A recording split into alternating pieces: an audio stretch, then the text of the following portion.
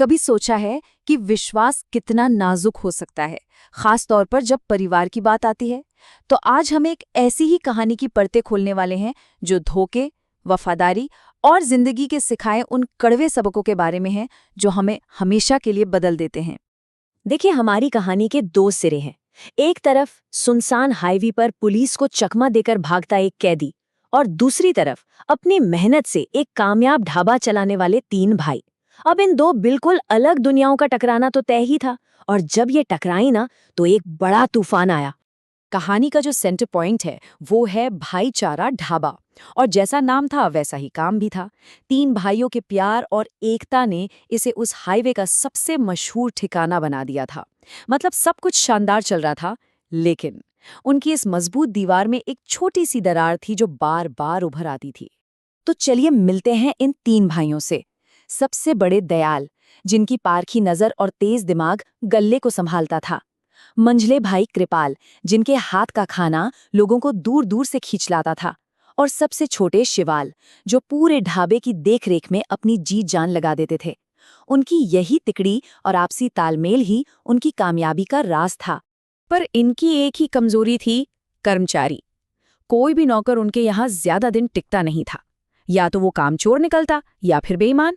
और यही छोटी सी लगने वाली परेशानी उनकी जिंदगी में आने वाले सबसे बड़े धोखे का दरवाजा बनने वाली थी। एक रात की बात है, ढाबा बस बंद होने ही वाला था कि एक आदमी बुरी तरह घायल हालत में लड़खड़ाता हुआ आया और दरवाजे पर गिरकर बेहोश हो गया। और बस इसी एक घटना ने कहानी का रुख हमेशा हमेशा के लिए बदल दिया। होश में आने पर उस आदमी ने अपना नाम मणिराज बताया, और उसने एक बड़ी दर्द भरी कहानी सुनाई कि कैसे लुटेरों ने उसका सब कुछ छीन लिया। उसकी वो दयनीय हालत देखकर कृपाल और शिवाल का दिल एकदम पिघल गया, और उन्होंने फौरन उसे पनाह दे दी। लेकिन बड़े भाई दयाल को उसकी बातों पर रत्ती भर भी यकीन नहीं हुआ। उनकी अनुभवी आंखों को मणिराज के भोलेपन के पीछे कुछ और ही नजर आ रहा था। और यहीं पहली बार भाइयों की सोच में एक गहरी खाई दिखी। शिवाल को जहां एक लाचार इंसान दिखा, वहीं दयाल को एक शातिर शिकारी। और देखिए, दयाल का शक खोखला नहीं था। उसने कुछ ऐसा देख लिया था जो बाकी भाइयों की नजर से चूक गया था। मणिराज की कलाई पर वो हल्के निशान जो हथकड़ी पहनने से बनते हैं, ये एक छोटा सा सुराग था, लेकिन मणिराज की पूरी कहानी पर एक बहुत बड़ा सवालिया निशान लगा रहा था। खैर, छोटे भाइयों की जिद के आगे दयाल चुप हो गया और मणिराज को काम पर रख लिया गया। मणिराज ने मेहनत का ऐसा दिखावा किया कि सबका दिल जीत लिया, लेकिन उसकी नजरें कहीं और थीं। उसने बहुत जल्दी पहचान लिया कि इन तीनों की मजबूत कड़ी में सबसे कमजोर हिस्सा कौन है। सबसे छोटा भाई शिवा। पता है, मणिराज इंसानी मनोविज्ञान का माहिर था। उसने शिवाल को तोड़ने के लिए एक अचूक चाल चली।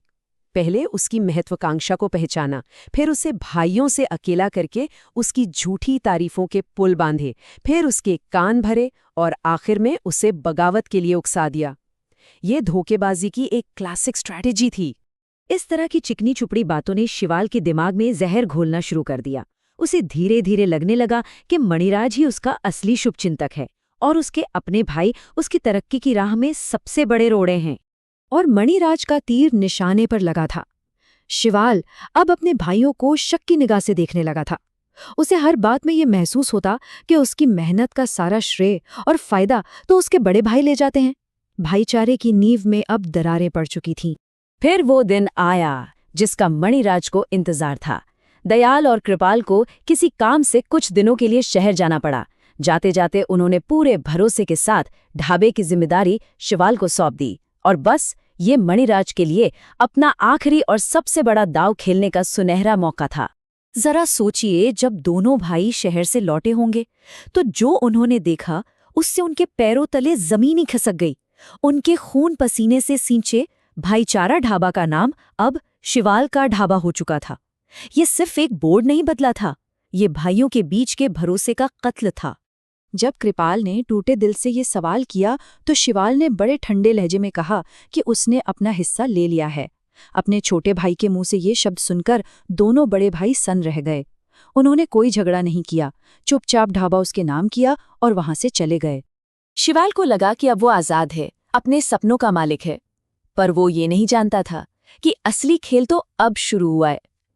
मणिराज ने अब धीरे धीरे अपना असली रंग दिखाना शुरू कर दिया था। मणिराज की देखरेख में ढाबे की बर्बादी शुरू हो गई। बाजार से सबसे घटिया और सस्ता सामान आने लगा। खाने का स्वाद बिगड़ गया। सालों पुराने वफादार ग्राहक एक एक करके मुंह मोड़ने लगे और कुछ ही हफ्तों में ढाबा 1 लाख के भारी कर्ज में डूब गया। और आखिर में मणिराज ने अपनी अंतिम चाल चली। उसने कर्ज चुकाने का नाटक करके शिवाल से कुछ कागजों पर दस्तखत करवा लिए। वो कागज ढाबे के मालिकाना हक के थे। शिवाल, जो कल तक खुद को मालिक समझ रहा था, अब सड़क पर आ चुका था। जिस पल मणिराज शिवाल को धक्के मारकर बाहर निकाल रहा था, ठीक उसी पल पुलिस की जीप ने आकर ब्रेक लगाया। और जानते हैं जीप से कौन उतरा? दयाल और कृपाल। तब पर्दाफाश हुआ। मणिराज कोई आम आदमी नहीं, बल्कि करोड़ों का घोटाला करने वाला भागा हुआ मुजरिम, कैदी नंबर 420 था। दयाल और कृपाल शहर काम से नहीं, बल्कि इसी की असलियत का पता लगाने गए थे। मणिराज को हथकड़ियां लग चुकी थीं। सच सामने आते ही शिवाल को अपनी नादानी पर गहरा पछतावा हुआ। वो रोते हुए अपने भाइयों के पैरों पर गिर पड़ा और माफी की भीख मांगने लगा। लेकिन बड़े भाई आखिर बड़े भाई होते हैं। दयाल ने उसे उठाया, गले से लगाया और कहा कि खून के रिश्ते ऐसी छोटी मोटी बातों से नहीं टूटते। एक पल में सारा गिला शिकवा दूर हो गया और तीनों भाई फिर से एक हो गए। तो इस पूरी कहानी का सार क्या है? ये सिर्फ एक धोखे और माफी की कहानी नहीं है। ये इस बारे में है कि असली समझदारी, असली ज्ञान आता कहाँ से है। शिवाल के लिए ये दर्द और विश्वासघात का अनुभव एक बहुत जरूरी सबक था। जैसा दयाल ने अंत में कहा, अक्ल बादाम खाने से नहीं, ठोकर खाने से आती है। जिंदगी के सबसे गहरे सबक अक्सर सबसे बड़ी गलतियों और ठोकरों से ही तो मिलते हैं। लेकिन सोचने वाली बात यह है कि क्या हर सबक के लिए इतनी बड़ी कीमत चुकाना वाकई जरूरी है?